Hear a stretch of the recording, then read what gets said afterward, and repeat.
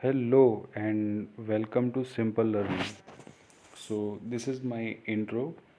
Graduation with Physics, Statistics, Maths. I have qualified NET, TTs also. सो दो topics हमें आज cover करने हैं, आरटी एक्ट एंड क्रिएटिविटी। बाकी दो टॉपिक हम कवर कर चुके हैं शॉर्ट एंड क्रिस्प वीडियोस की सीरीज़ में, जिसमें इंक्लूसिव एजुकेशन और चाइल्ड सेंटर्ड एजुकेशन है। सो सो आज का हमारा टॉपिक है पर्सनैलिटी यानी व्यक्तित्व। ये एक टॉपिक क्या, एक चैप्टर्स होते हैं कई सारे आपके साइकोलॉजी में।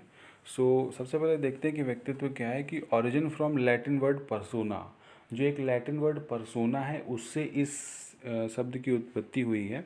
Made up of heredity and environment, sorry for misprint. तो ये क्या होता है, हेरिडिटी और एनवायरनमेंट से मिलकर के बनता है। हेरिडिटी का मतलब होता है कि जो भी संतान अपने माता पिता से गुण पाती है विरासत के रूप में, तो वो हेरिडिटी के अंतर्गत आती हैं।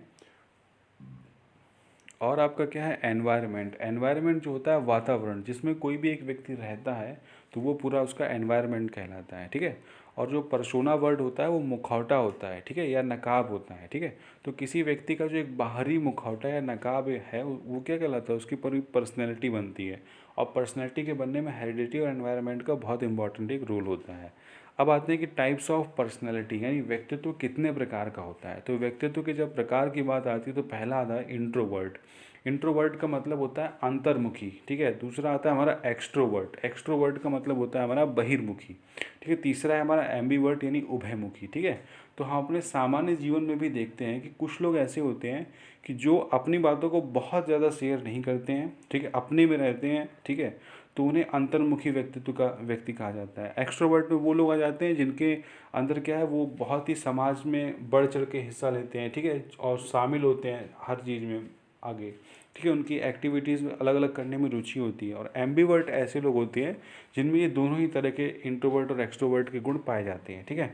तो सबसे पहले बात समझने की कि एक सामान्य व्यक्ति में एम्बीवर्ट ही होता है कि वो सिचुएशन के हिसाब से इंट्रोवर्ट या एक्सट्रोवर्ट होता है। एक्सट्रीम केसेस में ऐसा होता है कि कोई बिल्कुल ही इंट्रोवर्ट हो या एक्सट्रोवर्ट हो। ठीक है। Thank you for watching simple learning. मिलते हैं अगले टॉपिक में।